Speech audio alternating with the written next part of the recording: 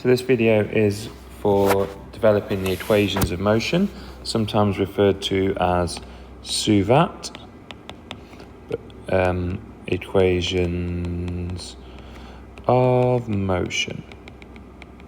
So previously, in lower years, you'll have dealt with the equation speed is distance over time.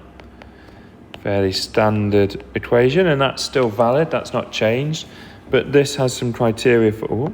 This is for objects in a constant velocity or speed, which is fine, and that will still always apply for those. But what about if our object is accelerating? Well, then it gets more complicated, and that's where the equations of motion come in.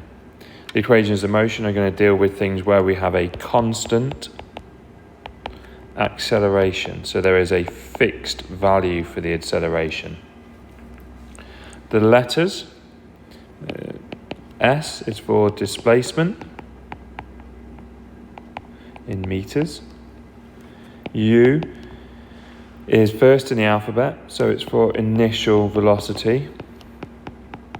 So the velocity at the start in meters per second. V is last in the alphabet out of the two, so it's final velocity. So as long as you remember that U and V are velocity and then just think of the alphabet, you'll be okay. A, as I'm sure you can guess, is for acceleration in meters per second squared. And then T is for time in seconds. So let's imagine an object that is accelerating. Let's have a little graph of it. As time goes by, what is its velocity? Well, we'd have a start velocity at 0 time, and then it would go up in a straight line, and we would have a final velocity. Yeah?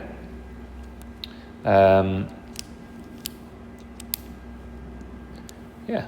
Constant. It's a straight line, so it's that's identifying that. The straight line is identifying that it's a constant acceleration. So the gradient of the line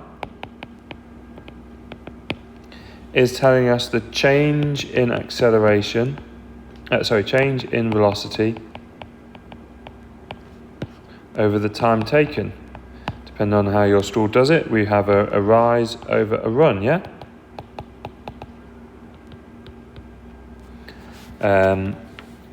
And therefore gradient is acceleration. You can find that acceleration by looking at the change here, what the rise is. Well, the change is V to U, isn't it? So it's V minus U, so acceleration is V minus U over T. So that is one of the equations of motion.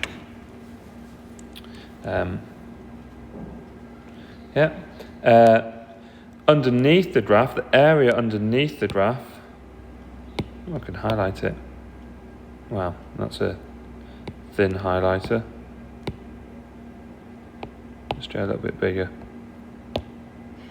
There we go. The area underneath the graph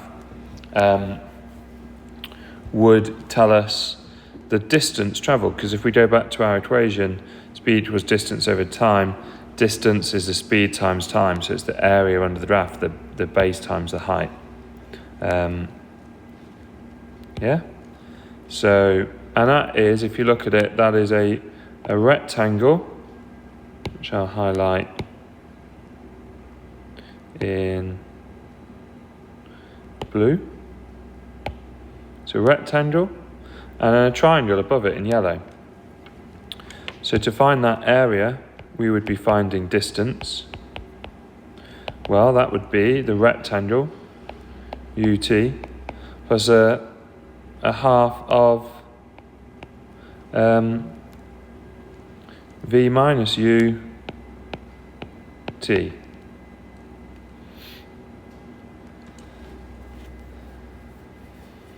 Yeah?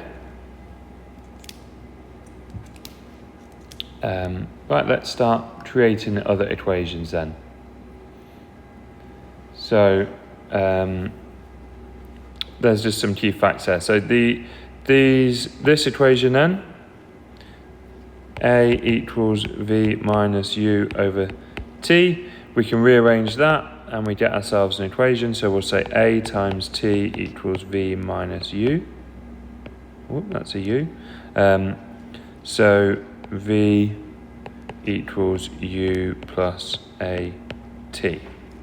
That is equation number 1.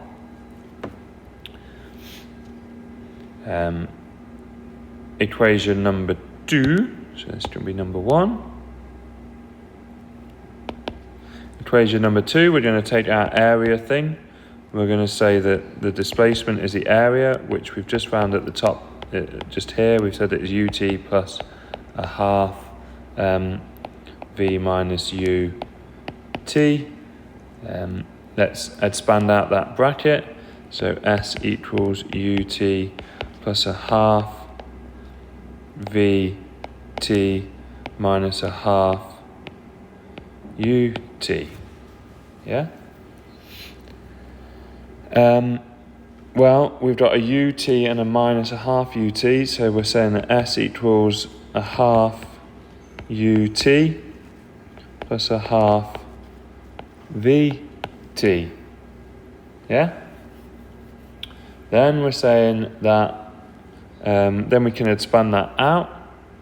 We can multiply it through, so 2S equals UT plus a half VT. Actually, no, let's not. Let's leave it. Sorry, let's replace the V. Oh, devastating.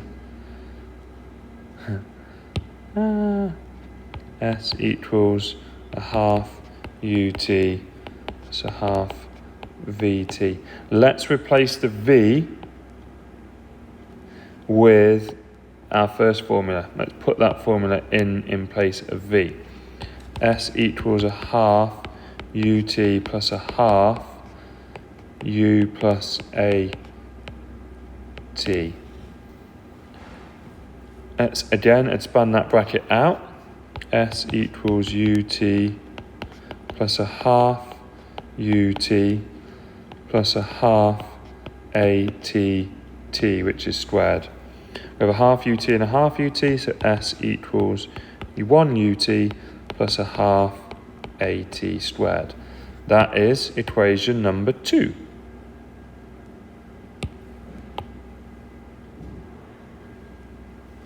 Just there.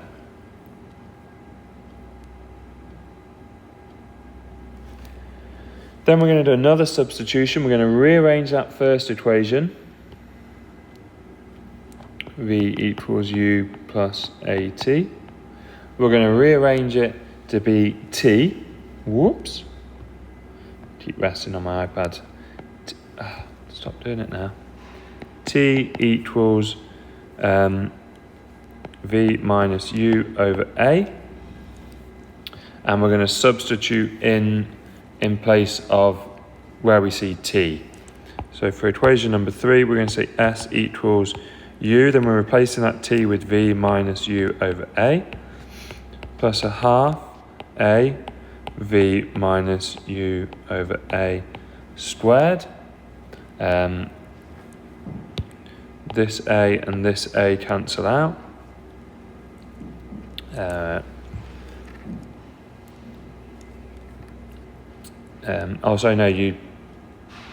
No, you do, they cancel out. And then you multiply through by A, and that allows you to get rid of that, but you end up with an A there. Because this A here is a squared A, by the way, so that's why that happens. One of the A's disappears underneath. Let me show you this. So this A V minus U A squared, it's kind of like one of the A's disappears with that one and you leave an A underneath. If you write it better, A, I'm really doing it today. It wasn't doing it the other day. V minus u, v minus u, that's like v minus u squared, isn't it? Over 1 over a squared. One of those disappears and leaves you with just 1 over a. If that makes sense. Just actually, that makes more sense there. That if you do that,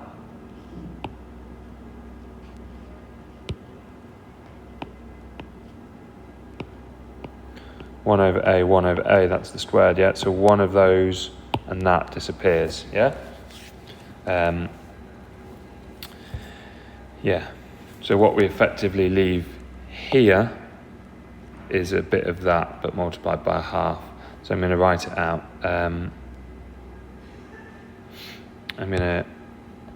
So we've got S equals U V minus U over A plus a half, and then we'll take that bit we just did at the side, V minus U,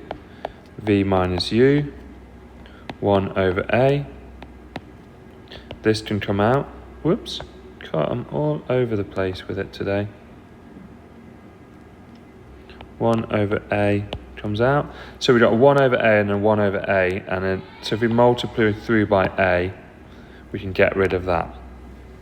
Okay, it's a bit tricky, it's relatively complex maths, but so we're left with AS equals U V minus U plus a half V minus U V minus U.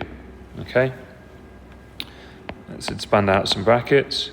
UV minus U squared plus a half V squared minus U squared minus UV minus UV. Actually, that shouldn't be minus there because it's a negative and a negative, isn't it? So it should be plus. Then we've got, I can see a UV, and a UV there. So AS equals, that's a plus 1 there, a minus 1 and a minus 1. So it's overall, that's going to be a minus UV, minus U squared. Oh, sorry, no, this is in a half, isn't it? Let's get rid of the brackets. Let's, sorry. UV minus U. Let's get rid of this half here. So AS equals UV minus U squared plus a half V squared plus a half U squared minus a half UV minus a half UV. Wow. So a lot of U's and V's going on. So we've got 1 UV minus a half, so they're going to disappear, aren't they?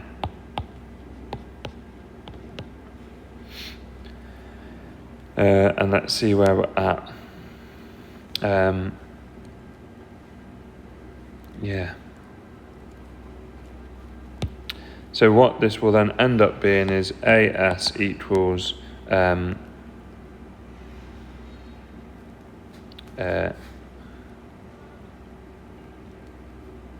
a half U squared, a half minus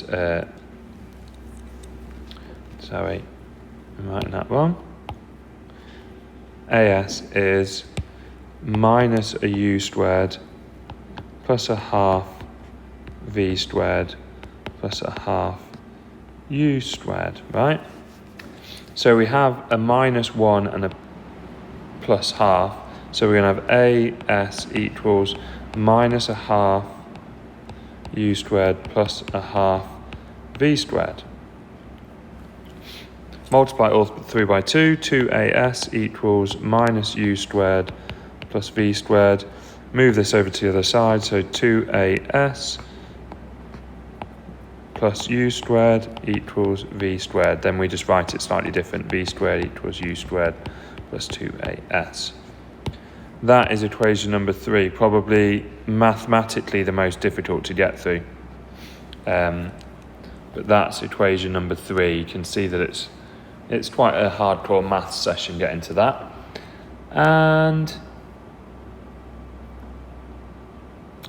then the last one, so we're done with utilising we're finished utilising the substitution now. The last one is back to the graph and applying some logic again, and just looking at the area of the graph, and simply saying, well, it's a trapezium, isn't it? To find the area of that, which we did here, you'd be finding S, and to find that you'd do this side plus this side, so U plus V, and then you'd halve it, wouldn't you? A half U plus V, and then you'd multiply that through by T, whoops, to get the area, because that's T. So it's basically a half of the base plus the height. So that would give us S. So S equals U plus V over 2 T.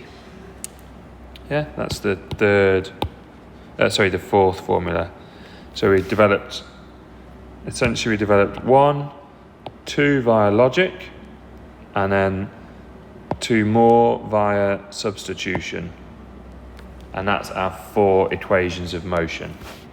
So we have V equals U plus AT, S equals UT plus a half AT squared, S equals U plus V over 2 T, and the last one, the V squared equals U squared plus 2AS. What you'll notice in these equations, the SUVAT equations, is that there's always 4 letters. So in an exam question, you must be given 3 knowns. They must give you 3 knowns, and then you can find 1 unknown. Once you've done that, you can then put it into any of the equations to find the 5th unknown. Yeah, but you need those 3 knowns. Common things they do with those knowns then is often you'll find that acceleration is gravity, which is 9.81 meters per second squared, or whatever your exam board says that is. So that's a common one whenever anything is going up or down. Just be careful with up and down. If the movement is up, the acceleration is opposite, so it'll need to be a negative sign. So that's a common one. And then very often we'll end up dropping something, and that will mean that U is 0 meters per second. Yeah, so that's another really common thing. That's very helpful. Often that scenario when we're dropping, we're going to be using this formula where A is G, and we drop something and we can calculate distance or time or anything like that. And that scenario is covered in my other video on free fall. And then these formulas get used greatly in the projectiles topic, so you'll come across that with the projectiles lesson.